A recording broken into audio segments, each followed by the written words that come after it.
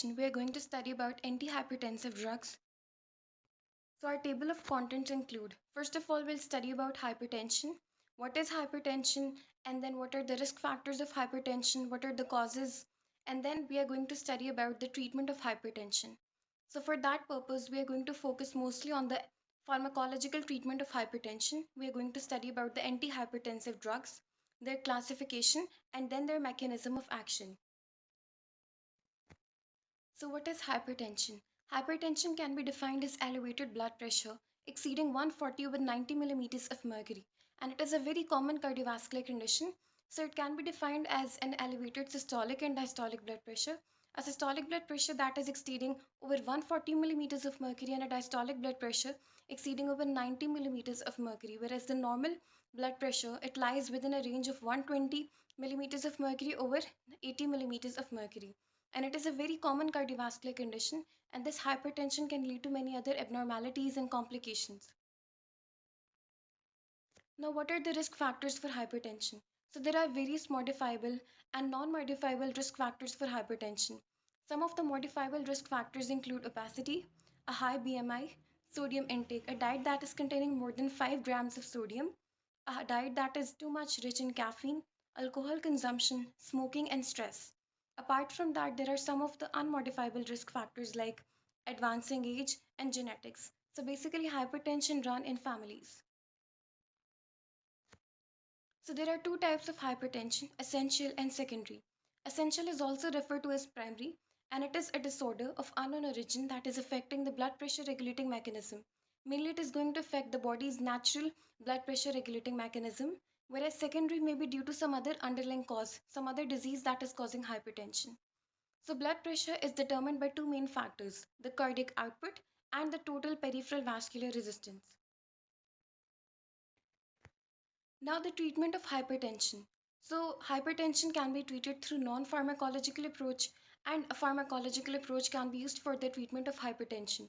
Mostly, the non-pharmacological treatment include lifestyle modification, like avoiding stress, weight loss, and then we can modify all the modifiable risk factors like we can take a diet that is low in sodium, we can avoid caffeine in our diet, avoid alcohol consumption, and then we can avoid smoking, we can avoid too much stress. So these all factors can actually reduce the increased blood pressure. So after lifestyle modification, even if the blood pressure is not able to we are not able to control our blood pressure, then we can move towards the pharmacological management. So the initial treatment includes using some drugs like diuretics or beta blockers. So initially we're going to use their low dose, but even if we are not able to control our blood pressure, then we are going to increase their dose, and we're going to modify our treatment according to our condition. Now, the antihypertensive drugs, their classification. So basically, there are five main classification of antihypertensive drugs. First of all, the most important ones are the diuretics, and then the drugs that are acting on the renin-angiotensin system. They include further three categories like drugs that are acting on the angiotensin receptor blockers, and then ACE inhibitors, and also the renin inhibitors. Apart from that, there are calcium channel blockers, sympathatolytics, and vasodilators. So these are the five major classification of the antihypertensive drugs. So first of all, diuretics. Now diuretics are the first line of drug for the treatment of hypertension. So they are used for mild hypertension, and they are going to provide a very mild antihypertensive effect. And by using diuretics, we can lower our blood pressure 15 to 20 millimeters of mercury over a period of 2 to 4 weeks.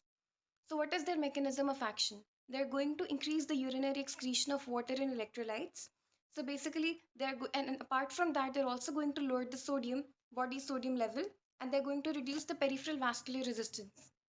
After that, they have some side effects also, like they can cause electrolyte imbalance in our body, most importantly, potassium imbalance, hypertension, dry mouth, irritation, and dehydration. And the commonly used diuretic is thiazide. Along with thiazide, we prefer to use potassium sparing diuretics to avoid hyperkalemia, that is the side effect which is electrolyte imbalance. Apart from that, loop diuretics can also be used like furosemide, and potassium sparing diuretics, they're also used, but they are going to have a weaker effect. So these diuretics are the first line of drug that we're going to use for the treatment of mild hypertension. Then a major classification, which are the drugs acting on the renin-angiotensin system, which are the ACE inhibitors, angiotensin converting enzyme inhibitors, then angiotensin 2 receptor blockers, and renin inhibitors. ACE inhibitors, they all have the pril ending in their prefix, like benzapril, captopril, enalapril, lisinopril, and ramipril. Apart from that, angiotensin 2 receptor blockers, which include losartan, and renin inhibitors, which include aliskiren. Now, ACE inhibitors, they're going to simply block the angiotensin converting enzyme, and as a result, they're blocking the formation of angiotensin 2, and indirectly, they're blocking the formation of aldosterone. So, they are promoting vasodilation, preventing the vasoconstriction, and as a result, they're also lowering the peripheral vascular resistance, which is going to lower the blood pressure. It is a very effective medication. It has some side effects like resistance, dry resistant cough due to increased bradykinin level, because ACE inhibitors, they're also going to promote the formation of bradykinin, which is also a potential vasodilator. They're also going to cause hyperkalemia because of the effect of aldosterone, and they have got a very unusual taste. Sometimes they may cause blood disorder, angioedema, and if they cause angioedema, then they should be stopped immediately. After that, we have angiotensin receptor blockers, which are going to block the angiotensin receptors. Like example is losartan. Losartan is going to antagonize all the actions of angiotensin, like it is going to inhibit vasoconstriction and cause vasodilation, and it is also going to inhibit the stimulation of sympathetic system, and it is also going to inhibit the release of aldosterone, which is going to increase the osmotic pressure, and most importantly, it is also going to prevent the reabsorption of water and salts. So all these factors are going to lower the blood pressure. In the same way, renin inhibitors like aliskiren can also be used, and it is going to directly inhibit the formation of renin from the kidney, and it is going to lower the blood pressure. Then we have got sympathetolytics, which are going to act on our sympathetic system, like centrally acting drugs, which include clonidine, alpha methyl dopa. They're going to act on the alpha receptors. Then we have got the ganglion blockers, which are going to block the sympathetic ganglias, adrenergic neuron blockers, which are going to prevent the release of that neurotransmitters. Example is reciprocin, and adrenergic receptor blockers, which include alpha and beta blockers. Like alpha blockers include atenolol, propanol, and beta blockers also. Then we have got the vasodilators, which are going to cause vasodilation. Like we have got arteriolar dilators and arteriolar and venular dilators both.